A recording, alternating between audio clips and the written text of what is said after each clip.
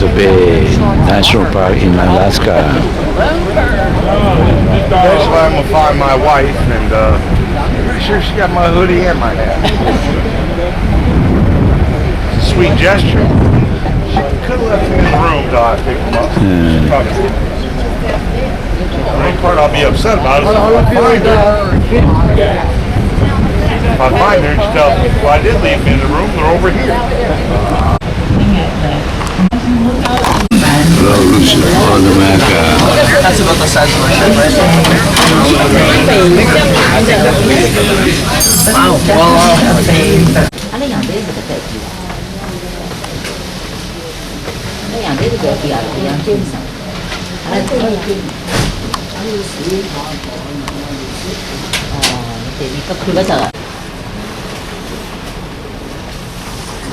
Kill.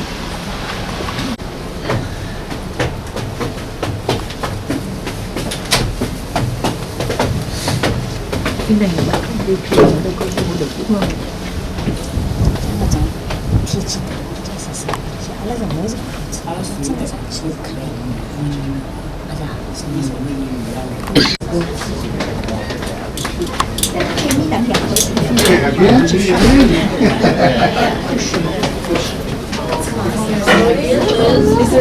What's going on here?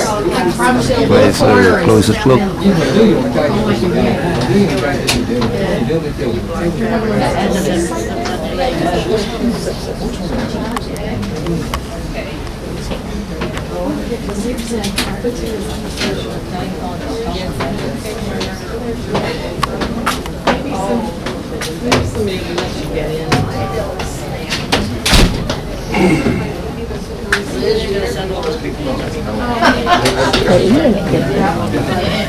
That's all you get.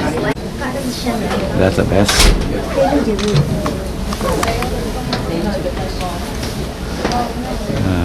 Glacier in Glacier Bay National Park in Alaska.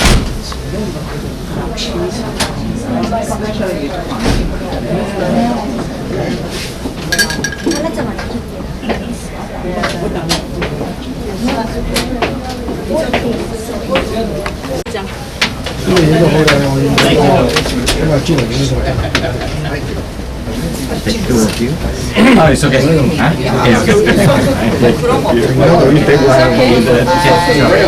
Ở đâu thích chụp hình nè, Mỹ đâu thích hình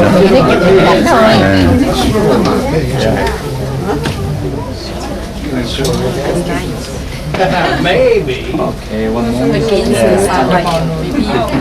Hay quá. She's willing to volunteer you. One more. Thank you.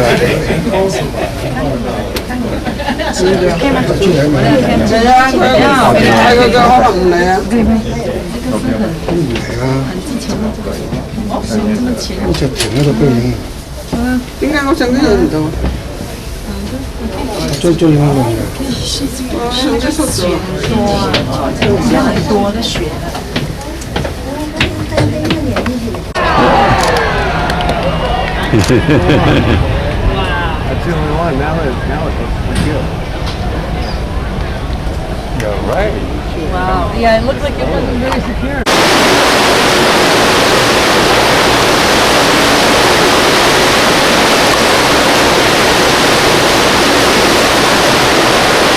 Beautiful bird.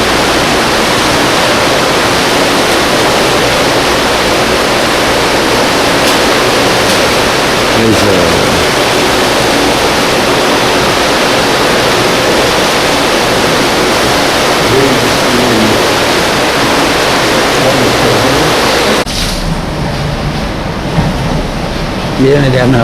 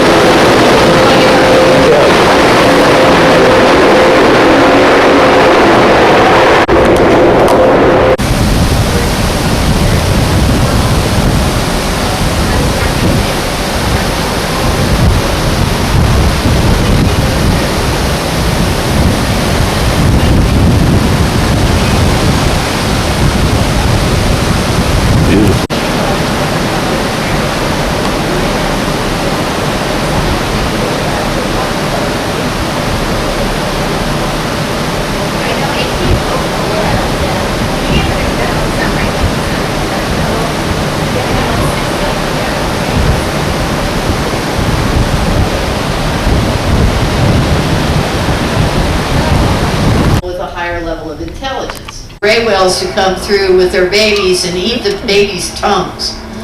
I mean, they're bizarre. They also eat really big.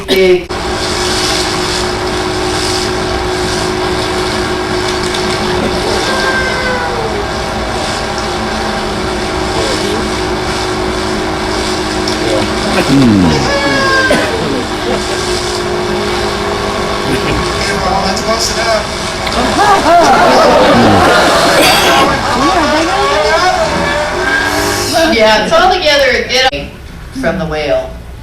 100 yards away from the whale. Stick with me, I'll get it right. But sometimes people do this. They go in front of the whale and they park and they turn off their engine. And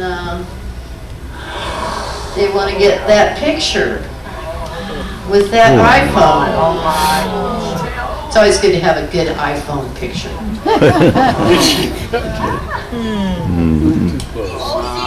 Wow, yeah, cool, huh? You can see that pec fin. Nice.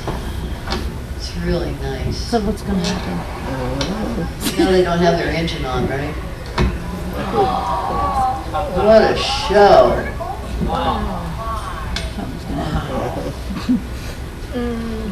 Cool. Excellent. Everybody's got their iPhone on that.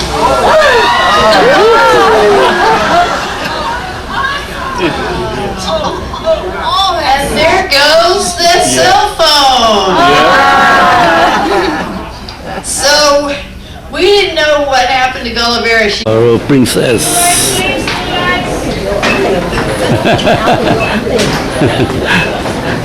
Our princess. Ra đi để bước xuống trước ba chụp cái mẹ tấm hình này. Ok đi đi. Cái gì hay đó?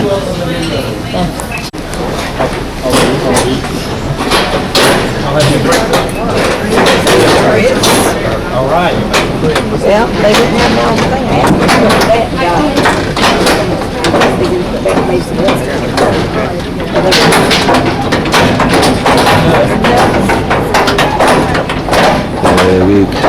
Today, May 25th, 2019, my birthday. We arrive Skagway now at 8 a.m. We go down the gangway to the city of Skagway, Alaska, USA.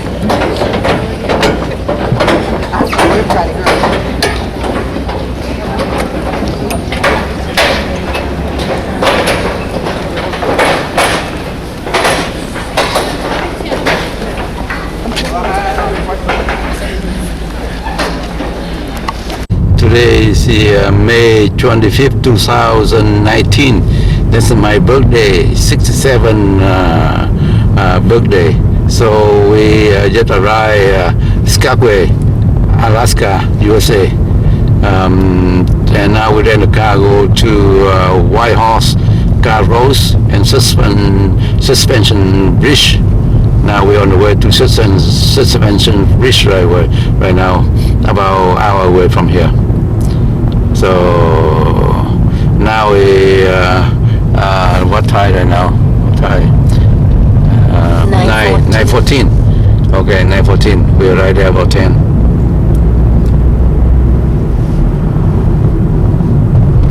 Yeah, 9:14. Oh, 9:14 somewhere. Okay, 9:14.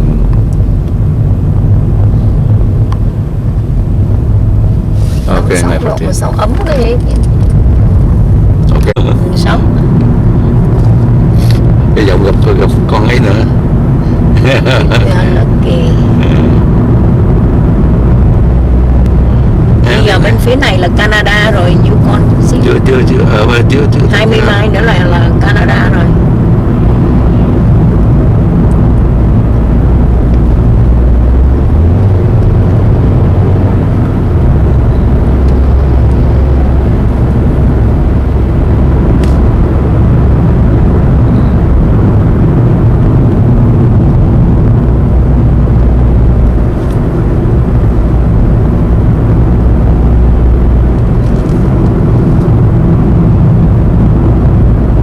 Yeah.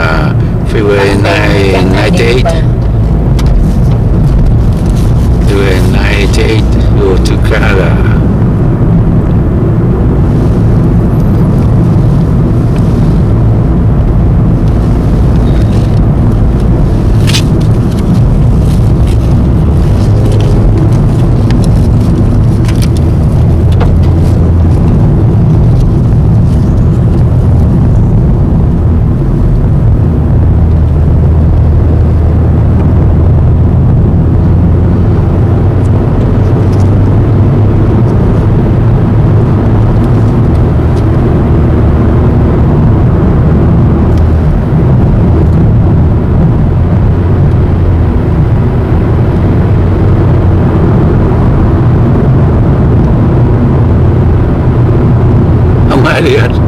Bus stop by here. Nothing to see. Happy birthday! Today we travel from US to Canada, Yukon. Bên cái phía cái ông chọc bạn ăn đó ở phía nào? Phía này không? Phía con này không? Không, xa lắm. Vậy á. Nó ở đây mấy chục năm giờ đi Sơn á, cũng đâu biết kêu con là gì. Sao đi được mấy anh đi.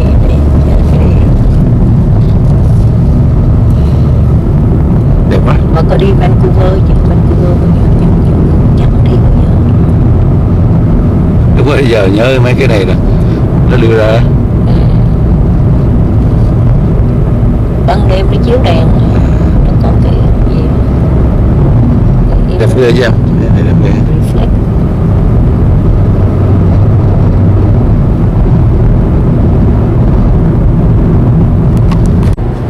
Welcome to Canada.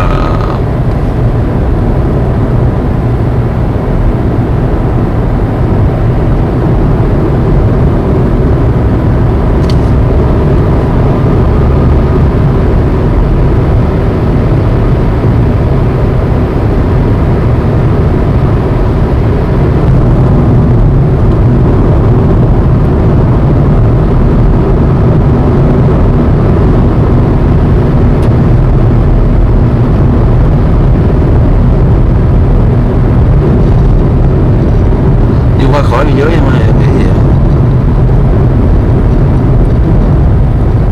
đi qua khỏi biên giới rồi, không ai xét hết, phải có xét hết đi thôi, đây là nó bằng này đâu, xuống chùm nghe em, xuống chùm nghe, vào Canada này. Đây nè, qua một cái là thấy lách rồi, lách cái núi này giống biết gì. Chỗ mấy chỗ này đừng chụp mày, chỗ đó. US Canada border.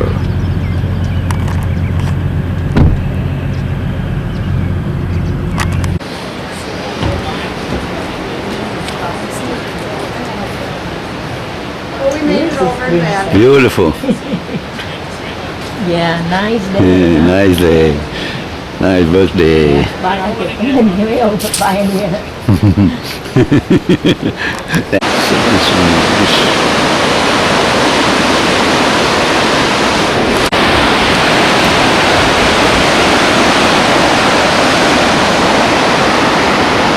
Suspension bridge in Canada.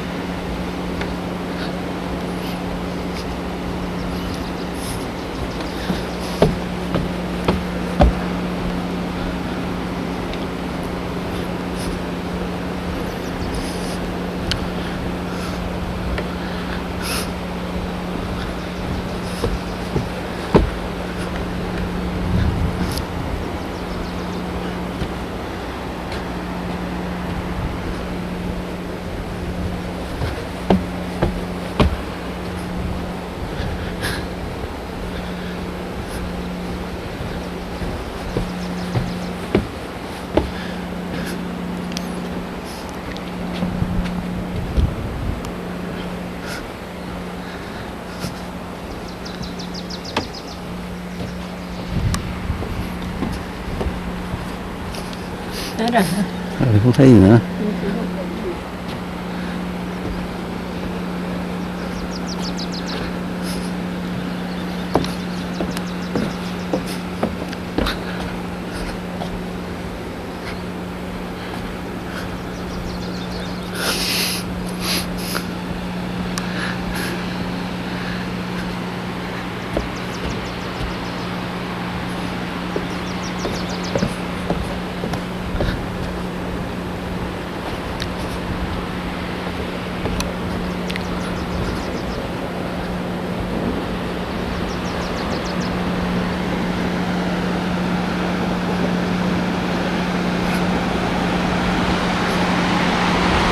Welcome to Yukon, capital of White House. Welcome to White House, capital of Yukon, sister city. Okay, we're entering the White House, the capital of Yukon, Canada. Not got a flag, and there are not much mountain like in Skagway.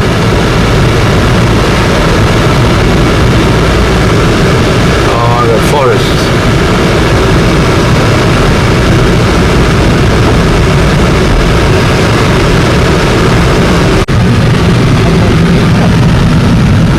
That's my house. 5 more minutes. The right White House, capital of Yukon. White House in front.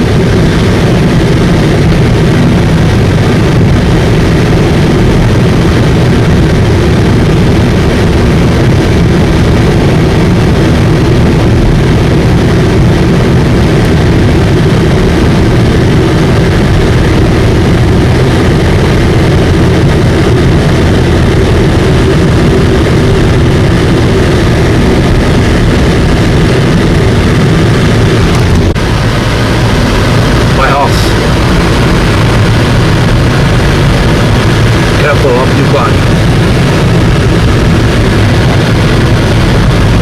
Cái hồ này nước khô hết trứng rồi. Có mắt start marker.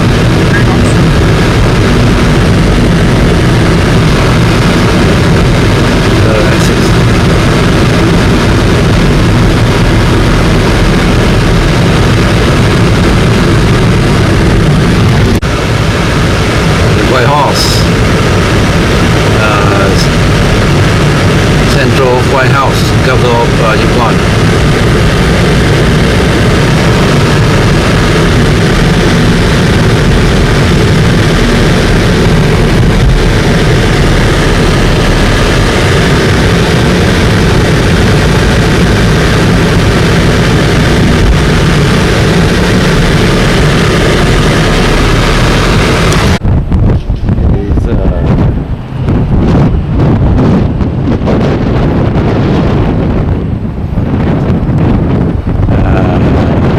White House, Emerald Bay Lake in Canada, beautiful. Emerald Bay Lake, so beautiful. Mountain.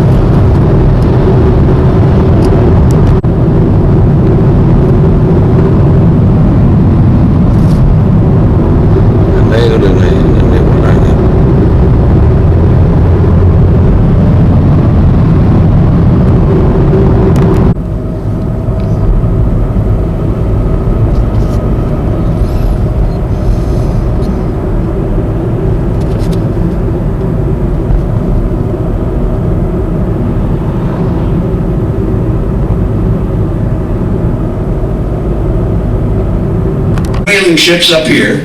They're all working in the Bering Sea. They're right off the western coast of Alaska, just off the ice pack, and they're all chasing after whales. When all of a sudden, out of the fog and the snow, there appeared the Confederate commerce raider CSS Shenandoah. This Confederate States of America warship, a sister to the Alabama, had come halfway around the entire world, sinking United States merchant shipping, and she suddenly appeared smack dab in the middle of the Yankee whaling fleet. Firing her Whitworth gun across their bows, the Confederate warship forced the Yankee vessels to heave to, furl their sails, and surrender. And over the next 2 days, after loading all the crew safely into whaleboats, 28 Yankee whaling ships were all burned and sunk. The American Civil War had ended 11 weeks before. News of that event had not had time to reach all the way north to the distant Arctic. And so the very last shot that was fired in the American Civil War was actually fired up here in Alaska. Other than the whalers, very few Americans knew anything about Alaska. In fact, a lot of the misunderstanding there is about us today, you can trace it back to the front pages of America's newspapers right after the war, 1867. Seward's Icebox. Seward's Folly. 7.2 million for nothing but icebergs and Eskimos? Who wants to buy Alaska? The purchase of Alaska by American Secretary of State William Seward from the Russian Tsar for $7.2 million. Comes out about 2 cents an acre. That was considered by the American press, in their tremendous wisdom of those days, to be a terrible mistake. And Alaska became the laughing stock of America's brand new territorial possessions, primarily because a handful of journalists decided to label us Icebergia. So Alaska got put up high on a shelf and forgotten about, like a giant treasure chest with the lid closed, for decade after decade after decade, until an amazing day, July 17th, 1897.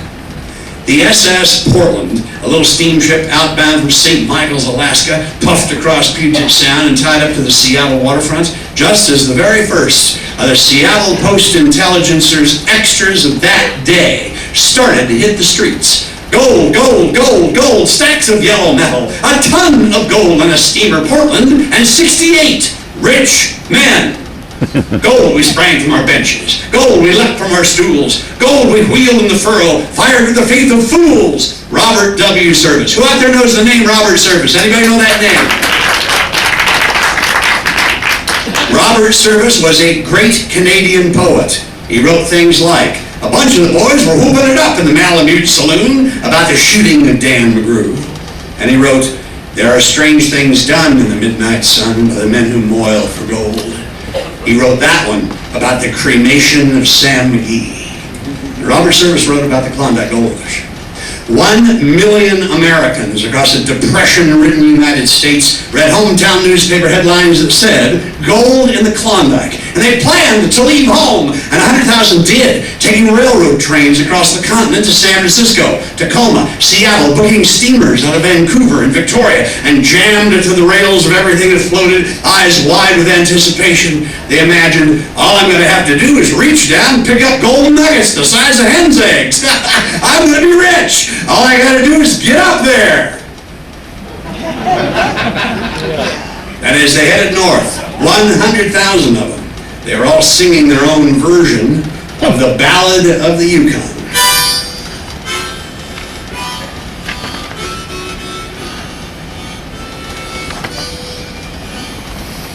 On my very first record album, Yukon Legacy, first album completely produced in Southeast Alaska. Recorded live at the Red Dog Saloon down in Juneau 41 years ago. For many years I had cases of that LP. I used them to insulate parts of my house.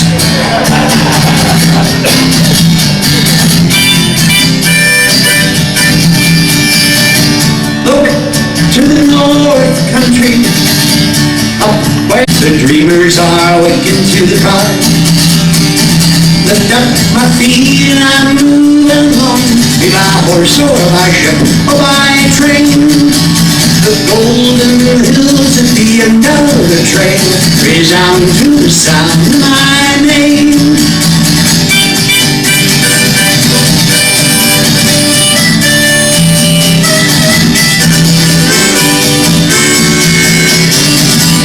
Skagway was a city of 20,000 people, with the ships that were in port today, passengers, crew, summer population of the valley, every RV coming down from Whitehorse for the weekend. Well, today it might have been about 7,000 people in town. There were 20,000 here in 1898. John Muir, the famous naturalist observing the town, wrote down in his diary, "Skagway reminds me of a giant anthill somebody stirred up with a big stick." Supposedly, there was a horse trail. It had been blazed for 40 miles by Skagway's founder, old Captain William Moore. It went from the beach up over White Pass Summit and then down to Lake Bennett in British Columbia.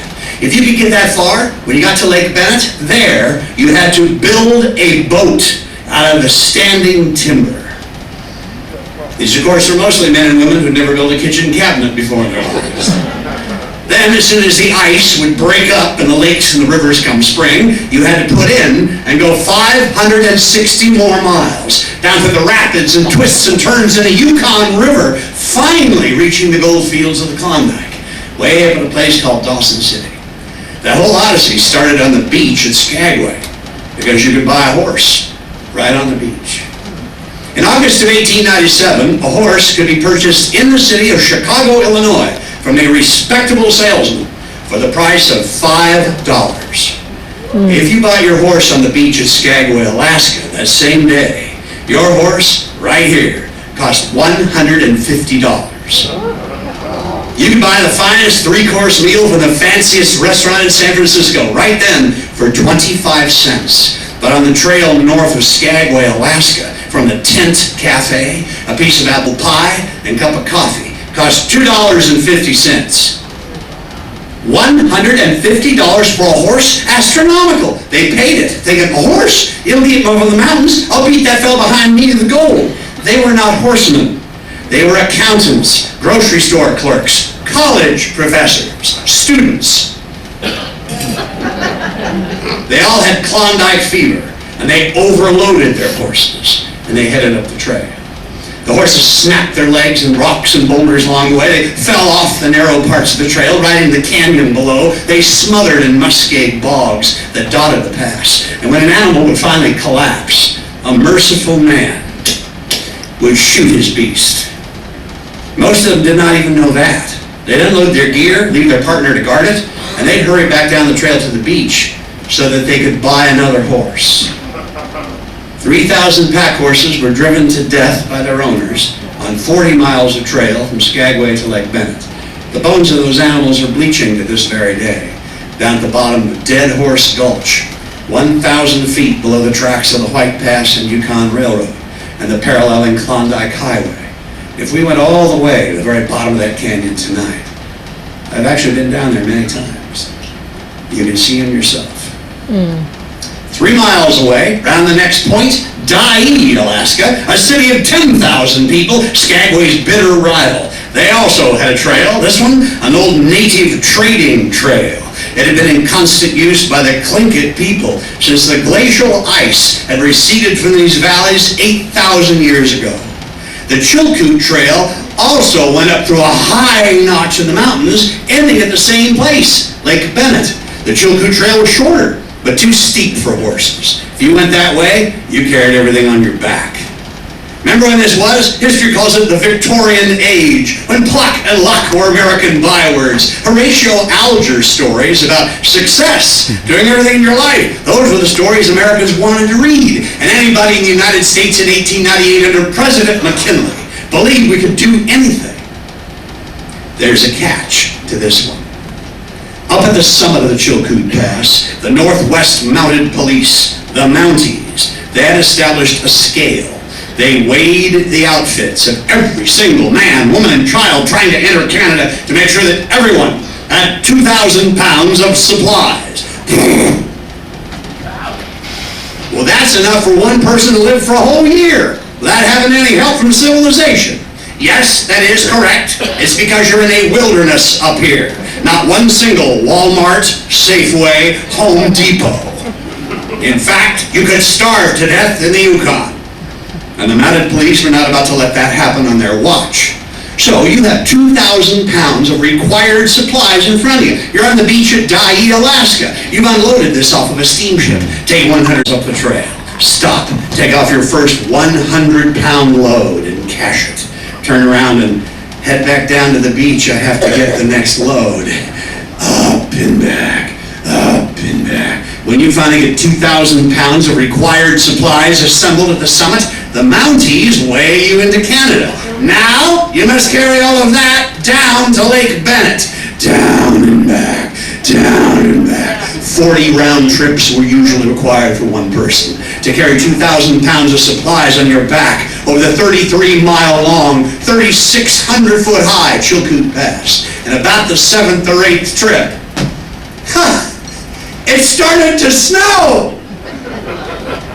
Snow at the summit, 40 feet deep. Wind held through Skagway, gusting from the north 50 miles an hour. Temperatures in the Yukon, where the gold was, were recorded by the mounted police that winter at 70 degrees below 0 Fahrenheit. Somehow, 25,000 people, every one of them, each carried 2,000 pounds of supplies on their backs, like a long line of ants, climbing a 45-degree ice stairway, chiseled from the snow at the very summit of the Chilkoot Pass. An image immortalized forever by black and white photographs that were somehow taken with glass plate negatives. The winter of 1897-98. I'll tell one story about one man who went over that trail that winter. It's a true story. Most likely you didn't hear it in town today. I'd like you just to listen.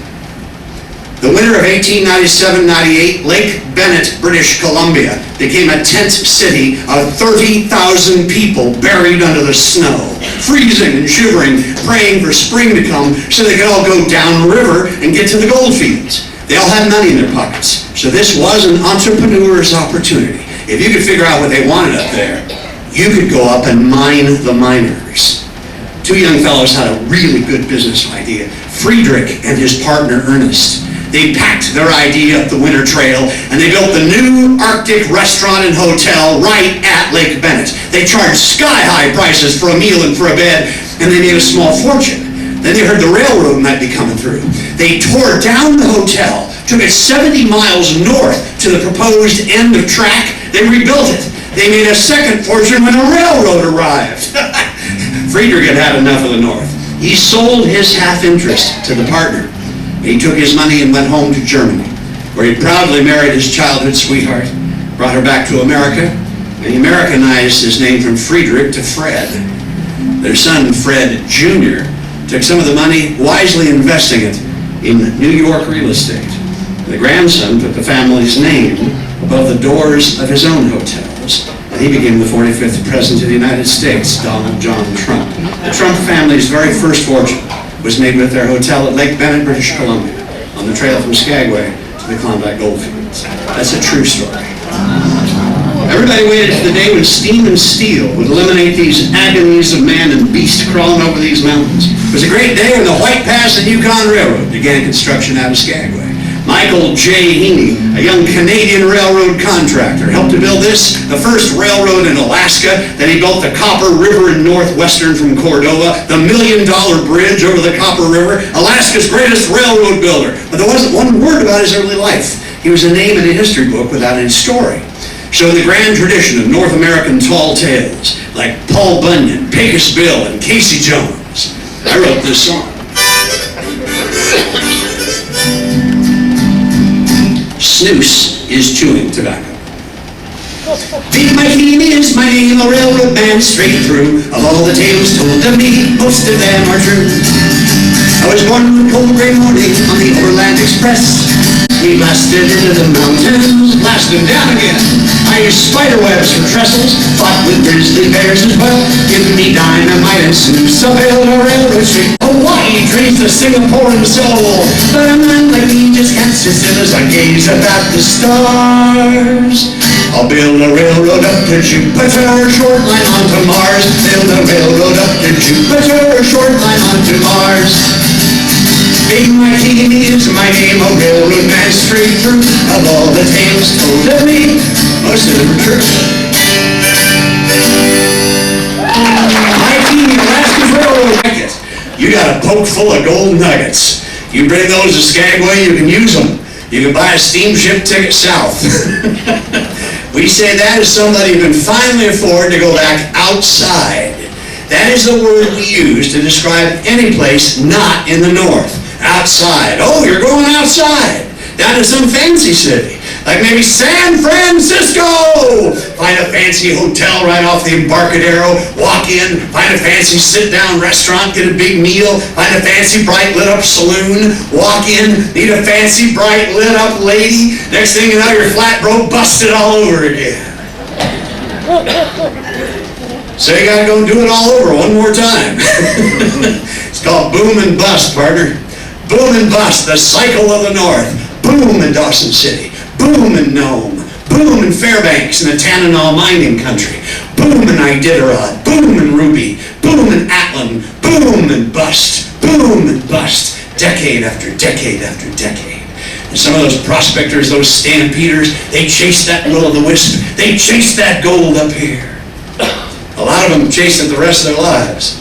And they became seasonal, these things. Up here, we set everything with a calendar. No boom in the north could ever start till spring. When ice would break up with a roar in the Yukon River, opening 90 days of river navigation. In those days, they used a fleet of flat-bottomed stern-wheel steamboats, which were the only transportation vehicle other than dog teams that you could use in the whole interior country of Alaska and the Yukon. By the middle 1920s, in fact, there were only half a dozen rattle-trap railroads up here that ran nowhere to nowhere. There were half a dozen daredevil bush pilots, and there were no roads. So for the first 3 decades of the new century, every summer under the midnight sun, the hurdy-gurdy of mining in Alaska and the Yukon hit a frenzy, because every miner knew it ended. Up here, it ends like a big door slamming shut. We still call it freeze-up. The arrival of the next winter. It meant sooner or later everybody had to come through a deep water ice-free port like the one at Skagway, Alaska, which had a railroad connecting the Pacific Ocean to the Yukon River, where the steamboats ran briefly in the summer to the mines. It meant sooner or later we sang this song.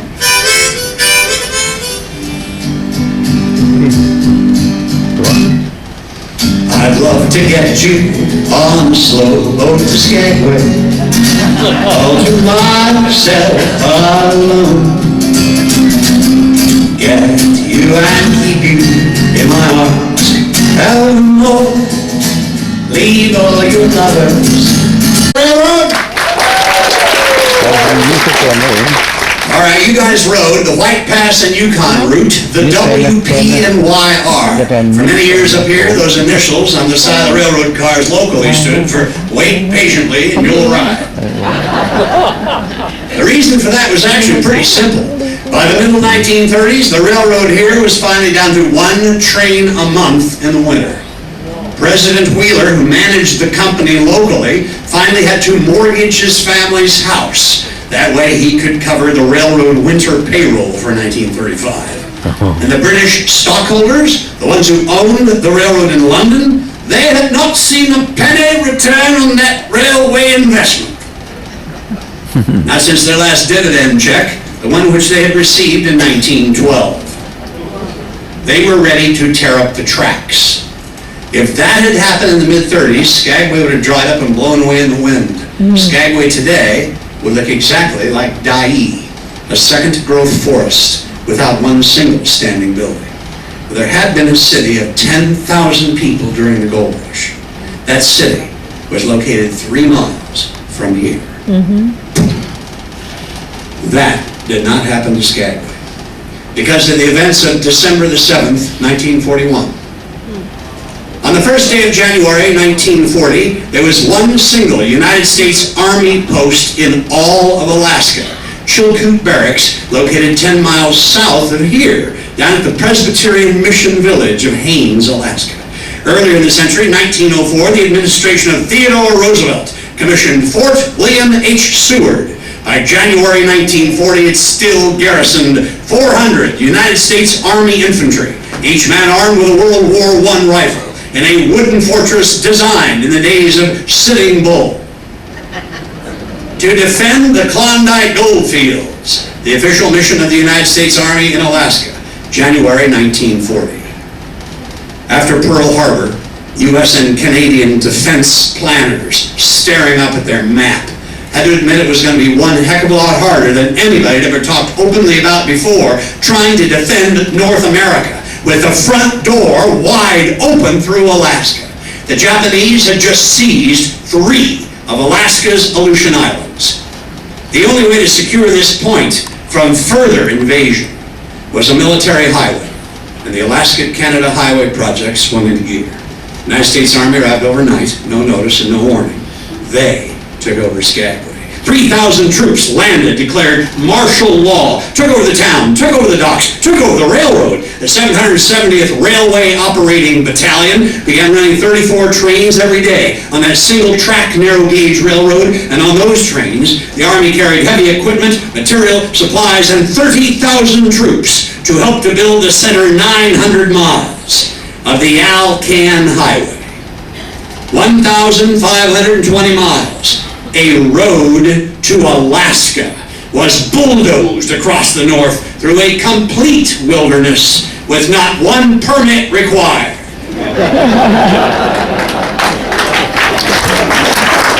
Rolled safely into Fairbanks, Alaska Territory in a blizzard. The Alaska Highway was done.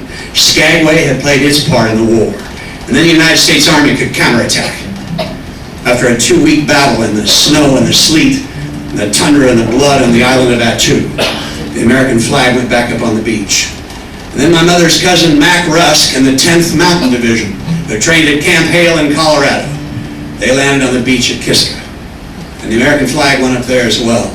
The Aleutian Islands were safely back in the United States, the only time since the War of 1812 an enemy army has ever occupied American soil and had to be removed. Alaska was quiet again after the second real big excitement up north. Other industries picked up right after the war. Fishing, timber, tourism, oil and gas, like mining. These are all resource development industries, and they're all critical to Alaska's economy. And then, January 1959, Alaska becomes the 49th state. We got a star on the American flag 60 years ago. Since that day, we've called statehood. Prior to that, it's called territorial days. Statehood's new and modern. Like most things modern, it moves faster and faster. Events pile up on each other. You remember the Great Earthquake, the Trans-Alaska Pipeline, the Exxon Valdez, the discovery of 30 billion barrels of oil right off of the northwestern coast of Alaska in the Chukchi Sea. This discovery is 2 times larger than Alaska's Prudhoe Bay oil fields. Your newspapers don't even talk about this incredible North American energy discovery. But that's okay, we Alaskans know where it is. There's going to be lots more stories told here. Some of our stories go full circle. The first act of the territorial legislature, 1913, 23 elected representatives from all over the territory made their way to Juneau. Mr. Price, our delegate from Skagway, went down the 94 miles alone in his open rowboat. They all got down to that little room how they could, and in the first 5 minutes, they unanimously voted women in Alaska the right to vote. 7 years before a United States federal constitutional amendment did that for anybody.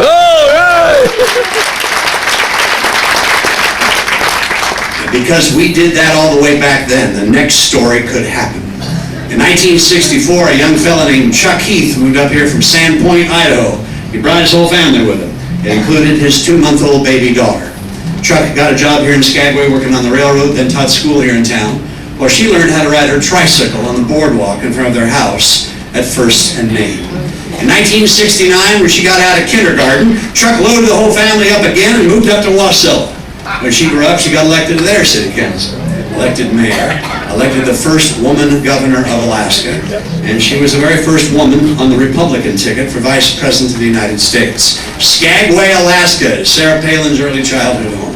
And no matter what your politics might be, she's the most famous person who's ever lived in Alaska. Thanks for being a nice audience and not throwing anything like I do whenever I play in Seattle.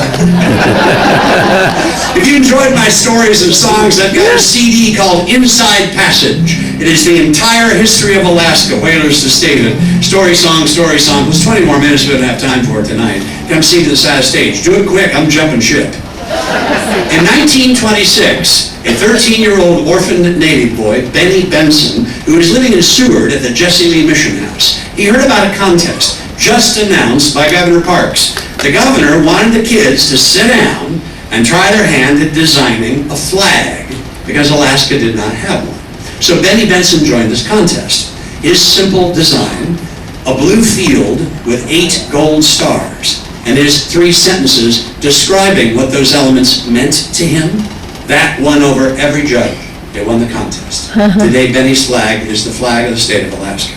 But his words were then crafted by Marie Drake to music by Eleanor Dusenbury, which was composed on the piano in Jack and Georgette Kermsey's house here in Skagway. I came up here 18 and stupid, and they befriended me. It's a beautiful piano.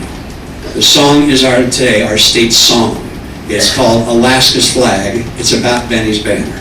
It's a great honor to sing the short final song for you world travelers, because as a recent arrival to Alaska myself, that as an American, I believe that if frontier is part of the American character, not necessarily wilderness, but frontier, then this song is an American anthem.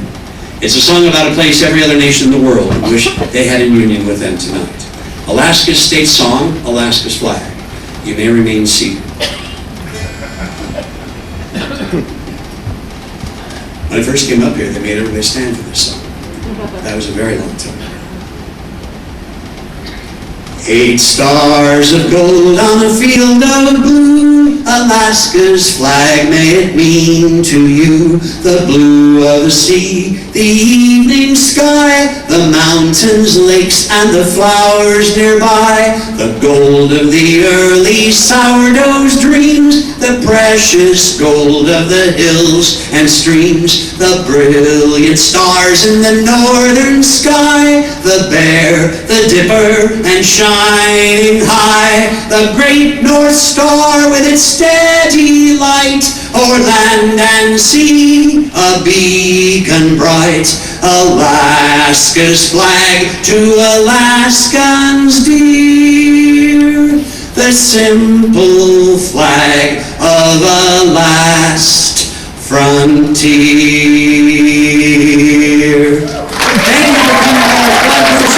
What is jambalaya? Jambalaya? Well, I love jambalaya!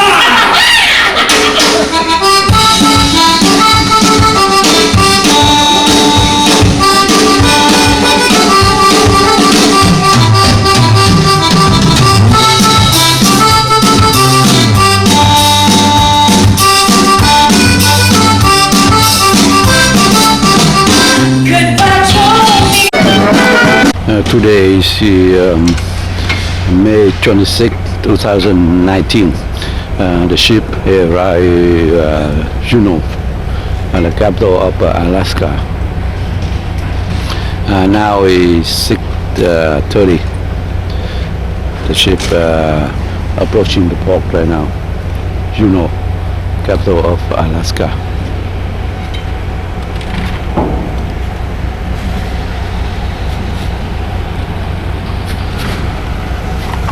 Freeze over during the winter time, it'll turn into one big skating rink. There's another eagle up here in front of us, right on top of the tree.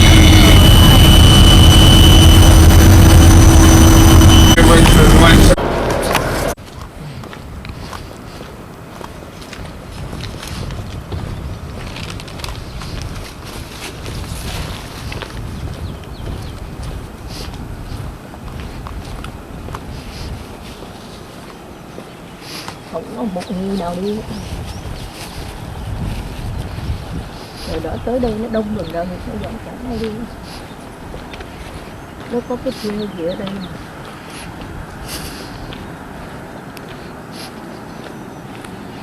mà. Không lạnh gì. Hả? Không lạnh. Không biết nữa. Let's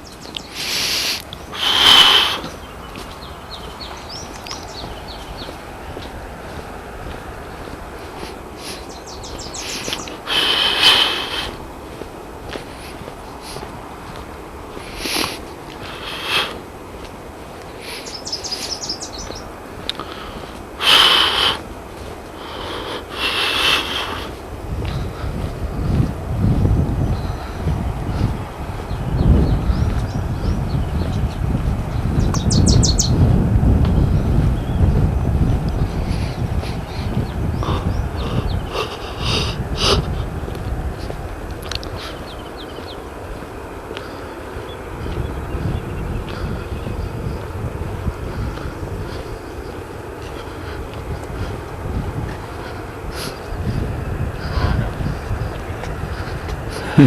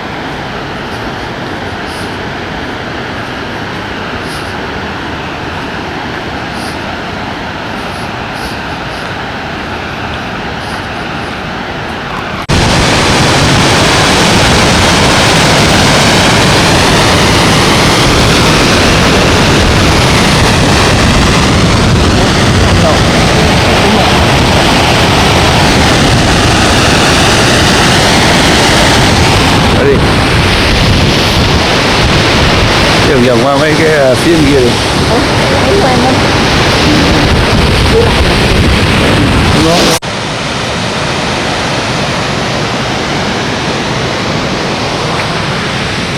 Hello. The walk, wasn't it? Yeah, nice water.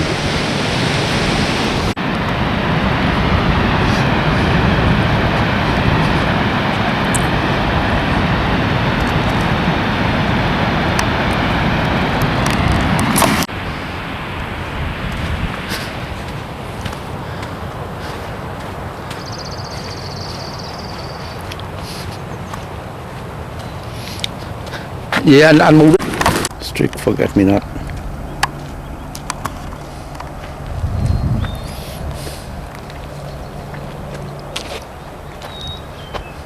Ôi ôi chỗ này nè.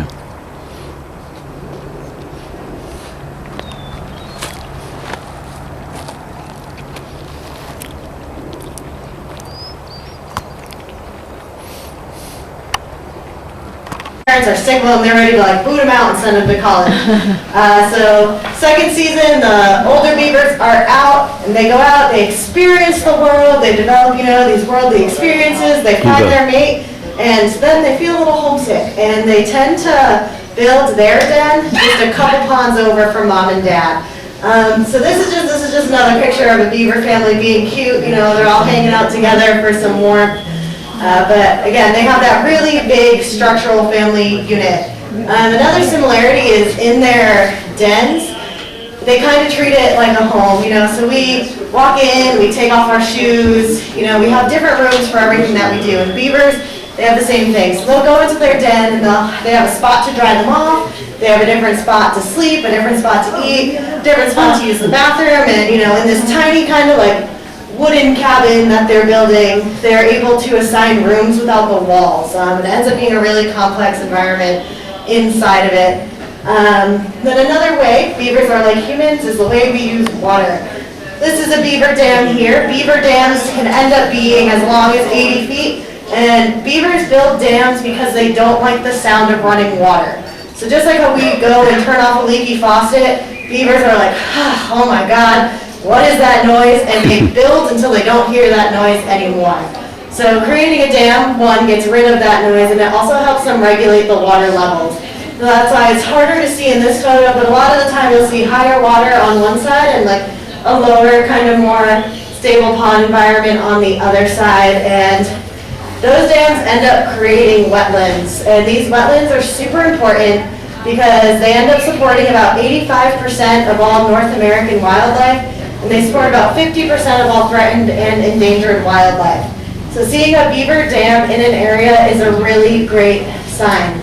These dams also work to filter water. So water will eventually work its way through, but in that process it'll pick up dirt, silt, and all these other particles kind of floating around. So the water is always a little bit cleaner when it passes from one side of the dam to the other. This is just a picture of a human dam to show, you know, we got the idea from beavers because beavers were here first. And we use our dams, you know, for a variety of purposes, whether it's for reservoirs or canals and all of these different things. Beavers are also able to build canals through the water, and they use these canals to help kind of transport logs for either food or for their building. And we've also found ways to transport water just like them and control water levels. And beaver dams have helped stop the spread of wildfires because these fires will approach this, you know, now large body of water that was created by their dam and be like, I can't hop across now, so it helps keep it in a nice controlled environment. There's been beaver dams that have actually stopped oil spills from happening and from being dumped into a reservoir because the oil's too thick to get through. So beavers are here and they really help clean our water, just like a lot of our dams do. So beavers are really, really cool. They're really cuddly. They love each other. And they're like humans in a lot of ways. You know, they're these ecosystem engineers is what people call them. They're a keystone species. Without beavers, a lot of wildlife would end up collapsing. And I used to think beavers were really annoying. We had a whole family move into our town and they flooded our roads and all this chaos was happening. We had to pump water out of our basement and, you know, it was this really big kind of issue. And now we found a way to coexist with the beavers. And now it's actually brought in some more mammals, kind of like more like rodent-y things, brought in a lot more wildlife diversity in terms of plants in my town and like even insects. And I know those aren't interesting for a lot of people, but those bottom level food chain things are really important as you start to work your way up. We've actually recently had a bear sighting in our town, which hasn't happened in over 50 years. Wow. And a lot of like these things can be shown just as little as having a beaver family move in. So when you look at a beaver, you can think of a beaver as an engineer. You can think of a beaver as, you know, a nice little blue-collar worker. You can think of a beaver as a mother, as a father, as a sibling. Or you can think of a beaver and look at them as like family members. There's signs of beavers all around here. You can see their wood chips, you can see their dams. And I think it's really easy to feel disconnected from wildlife because you can look and like, it does feel really separate. It doesn't, you don't walk up to wildlife and say, oh wow, like, I love your hair, is that a new color? You know, we don't connect in it as the same way we connect with humans. But when you start thinking about how humanistic a lot of their characteristics is, it is a lot easier to look and kind of appreciate their role around. So when you're coming through here, think of like all the different roles, not just beavers have, but the trees or the glacier, all of these different roles they have in the environment, because they all do have a story and they all have these personified human characteristics. If you have any questions about, you know, I can maybe talk about how a tree... Welcome to the Mendenhall Glacier Visitor Center. My name's Maddie, I'm a ranger here, and in just about a minute I'm going to be starting a pretty quick presentation on hibernation in this area. A room with all the big windows and the view of our glacier in just about a minute.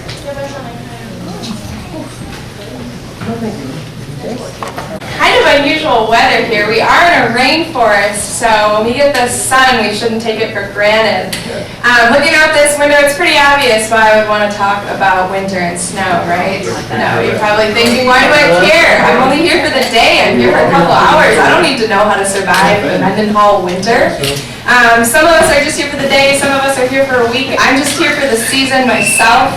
But if you think about it, I mean, my coworkers, some of them will stay here through the winter. And then there's the entire town of Juneau. People live in Alaska through the winter. I personally have not had the opportunity to do so, but I know it happens. The same area, but during the winter. Pretty cold, lots of snow. If you had to live in this kind of condition during the winter, you would have to play by Mother Nature's rules. And that's what our animals do in this area. They don't have all of the human amenities that we do to keep ourselves warm during winter. So they have their own special ways to do it for themselves. There are 3 ways that animals keep warm. The first way is to layer up, so they put on a coat, or when we're talking about animals, fur. The second way that they can keep warm is to eat.